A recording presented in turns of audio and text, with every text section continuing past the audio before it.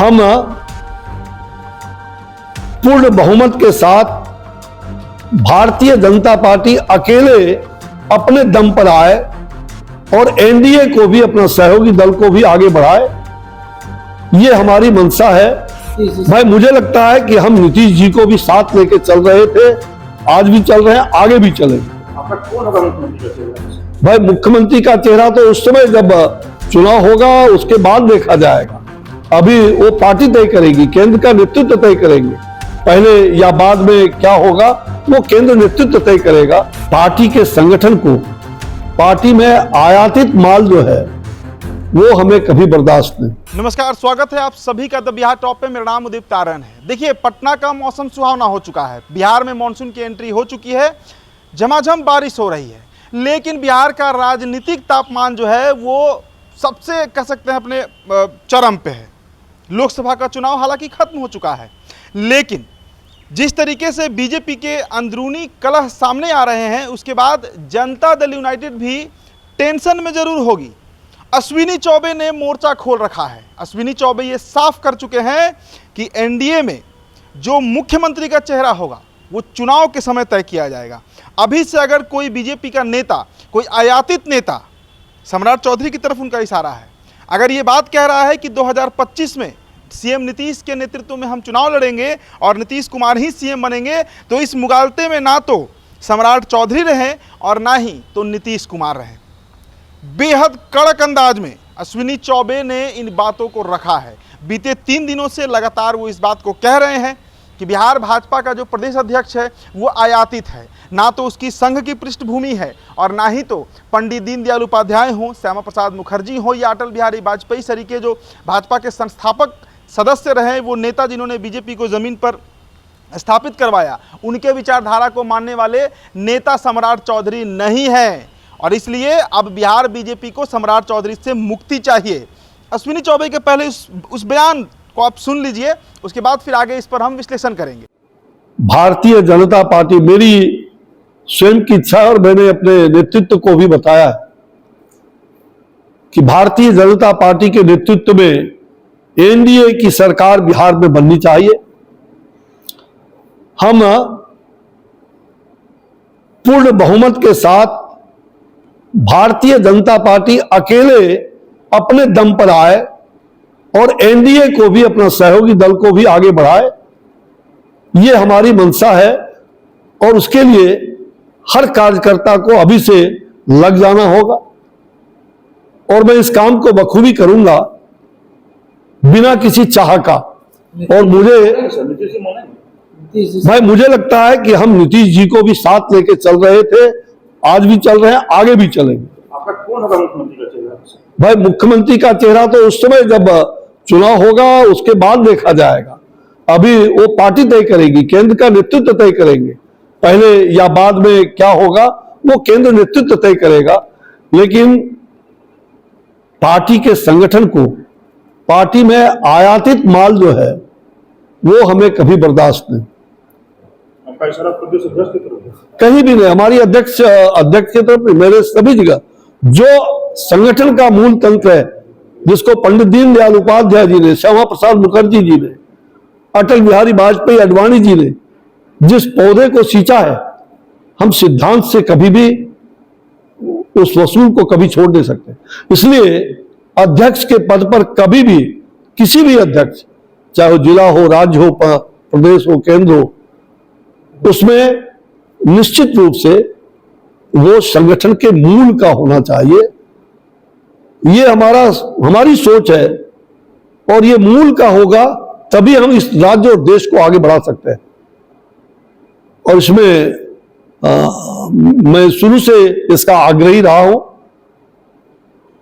हमारा भले तो जिस तेवर में अश्विनी चौबे दिख रहे हैं, इसका अंदाजा कोई नहीं लगा रहा था। जिस तरीके से एनडीए की सरकार बनी और जैसे ही स्पीकर के पद पर ओम बिरला कल बैठे, ओम बिरला, उसके बाद अश्विनी चौबे ने यह बम फोड़ा है। अब देखिए इसके राजनीतिक मायने आप समझिए।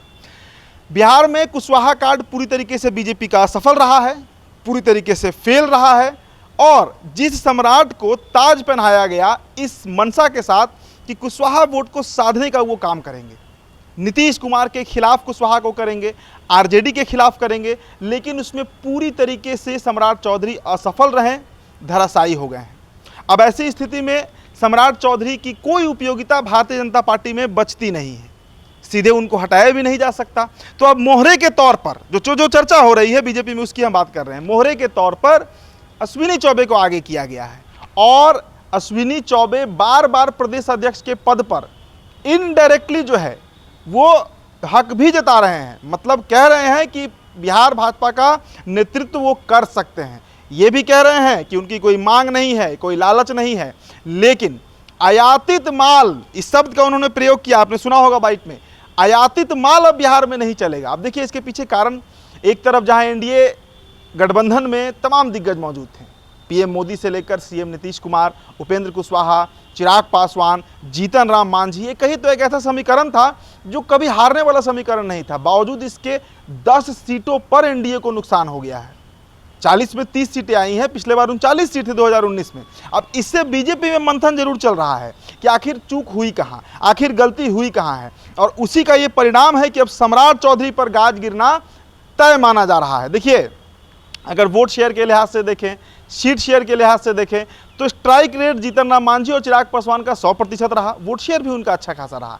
नीतीश कुमार के बारे में कई तरह की पूर्व धारणा लगाई जा रही थी, कहा जा रहा था कि नीतीश कुमार 5 सीट हारेंगे, 7 सीट हारेंगे, 10 सीट तक हराया जा रहा था, लेकिन नीतीश कुमार ने भी अपना स्ट्राइक रेट बचा लिया, अच्छा खासा वोट शेयर भी उनका रहा, करीब 19% के आसपास वोट उनको मिला है। ऐसे में सबसे बड़ा नुकसान अगर बिहार में किसी को हुआ है तो वो भारतीय जनता पार्टी है, और शायद अब उसी नुकसान की भरपाई के लिए बीजेपी जो है वो कई तरह के बदलाव करने जा रही है। सम्राट चौधरी तो एक नाम आ रहा है सामने, लेकिन जो पार्टी के अंदर से खबर निकल कर आ रही है, कई चेहरे ऐसे हैं, विजय सिन्हा भी उस श्रेणी में आएंगे, विजय सिन्हा पर भी गाज गिर सकता है, नित्यानंद राय पर भी एक्शन लिया जा सकता है। कई ऐसे नेता हैं जिन्हें बीजेपी टारगेट करेगी, क्योंकि उनकी उपयोगिता पार्टी में कुछ नहीं है, उनके द्वारा काम कुछ नहीं किया गया, वे सिर्फ बयानवीर बने, कर्मवीर नहीं बन पाए हैं। ऐसे में अश्विनी चौबे जिस तरीके से विस्फोट कर रहे हैं पार्टी में, या तो दो ही स्थिति बन सकता है। पहला, या तो अश्विनी चौबे अपने मन की बात कह रहे हों, दिल्ली को इससे कोई लेना देना नहीं हो। दूसरा, दिल्ली ये काम अश्विनी चौबे से करवा रही होगी, यानी दिल्ली के इशारे पर अश्विनी चौबे इस तरीके के जुबान बोल रहे हैं, इस तरीके का भाषा बोल रहे हैं। अधिक संभावना इसी की लगाई जा रही है कि दिल्ली के इशारे पर अश्विनी चौबे इतना बोल रहे हैं, क्योंकि अश्विनी चौबे का जब बक्सर से टिकट कटा तब भी उन्होंने कुछ खास नहीं बोला था। मतलब पार्टी के प्रति जो वफादारी होती है, संघ पृष्ठभूमि से आते हैं अश्विनी चौबे, इसलिए अनुशासनहीनता का कम से कम उन पर आरोप नहीं लगा सकते। तो पार्टी के इशारे पर ही अश्विनी चौबे इस तरीके का बयान दे रहे होंगे। अब इस पर जदयू की भी प्रतिक्रिया आई है। जदयू के प्रवक्ता अभिषेक झा ने कहा है कि भाई ये जो बयान आ रहा है, ये ना ही तो बिहार के प्रदेश अध्यक्ष कह रहे हैं यानी सम्राट चौधरी, और ना ही तो बीजेपी का कोई दिल्ली का नेता कह रहा है। अश्विनी चौबे कह रहे होंगे, कहने दीजिए, लेकिन जदयू इस बात को लेकर अब टेंशन में जरूर होगी कि आखिर अश्विनी चौबे इस तरीके की बात क्या क्यों रहे हैं। क्यों अश्विनी चौबे कह रहे हैं कि बिहार में बीजेपी की सरकार बनेगी, बीजेपी को अकेले लड़ना चाहिए, और नीतीश कुमार अगर साथ रहते हैं तो हम उनको साथ जरूर रखेंगे, लेकिन सीएम उसी वक्त तय होगा जब हमें सत्ता मिलेगी, जब सीट किसको कितना आता है विधानसभा चुनाव में, उसके बाद हम सीएम चेहरा तय करेंगे। मतलब सीएम नीतीश भी जो है वो बीजेपी को नामंजूर है। इसको आप क्या कह सकते हैं? क्या तालमेल बिगड़ गया? कल तक जो तालमेल अच्छा दिख रहा था नीतीश कुमार और पीएम मोदी के बीच, क्या 24 घंटे में वो तालमेल खराब हो गया, या बीजेपी को आगे की रणनीति पर अब काम करने जा रही है? मसला जो भी हो, लेकिन बिहार में राजनीतिक भूचाल आया हुआ है। सम्राट चौधरी घिर चुके हैं, अश्विनी चौबे ने मोर्चा खोल दिया है और नीतीश कुमार को भी आड़े हाथों ले लिया है। फिलहाल इस रिपोर्ट में इतना ही। मेरा नाम उदित तारण है, बहुत बहुत शुक्रिया।